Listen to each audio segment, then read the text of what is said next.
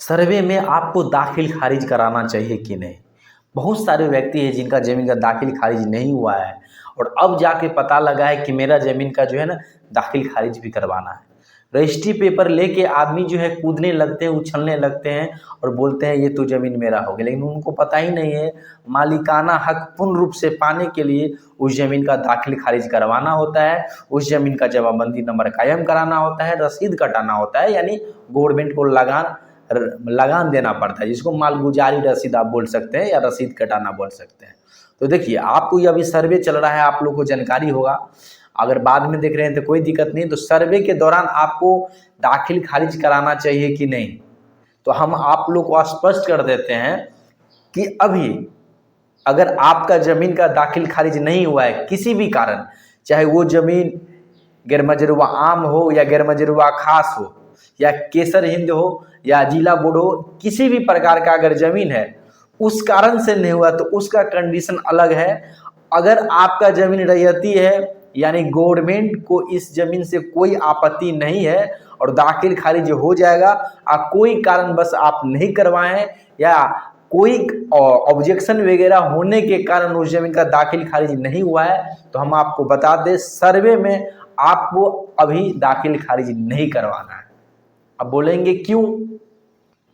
दाखिल खारिज क्यों नहीं करवाना चाहिए, तो दाखिल खारिज इसलिए नहीं करवाना चाहिए कि दाखिल खारिज नहीं भी कराएंगे ना तो कोई फ़र्क नहीं पड़ेगा, ठीक है, कोई फ़र्क नहीं पड़ेगा,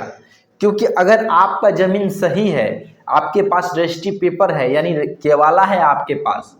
केवाला, आप किसी रजिस्ट्री लिए हैं, आपके पास केवाला है, तो केवाला के आधार पे आपको रजिस्ट्री कर दिया जाएगा। अगर जिस व्यक्ति से अगर आप ज़मीन लिए हैं उस व्यक्ति का खतियानी ज़मीन है तो खतियानी से लिंक करेगा कि जो व्यक्ति आपको ज़मीन लिखा है क्या उस ज़मीन में उसका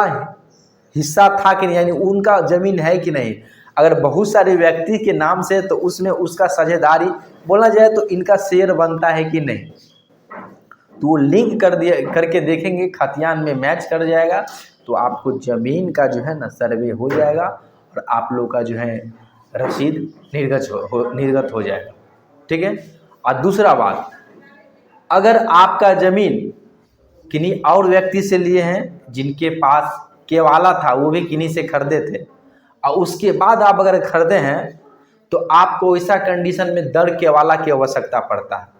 यानी आप जिनसे खरीदे हैं उनके पास जो रजिस्ट्री पेपर था उसको ही दर केवाला बोला जाता है, तो वो आपको रखना है जिससे दर केवाला आपको देखा जाएगा। और नहीं तो अगर नहीं है तो कोई बात नहीं है, उसको सर्वे टीम लिंक करके देख लिया जाएगा कि जो व्यक्ति आपको दिए हैं वो वास्तव में जेन्युइन व्यक्ति है कि नहीं, वास्तव में उसका ज़मीन है कि नहीं, दर केवाला से वेरीफाई कर लेंगे और आसानी से सर्वे हो जाएगा, ठीक है। अगर आप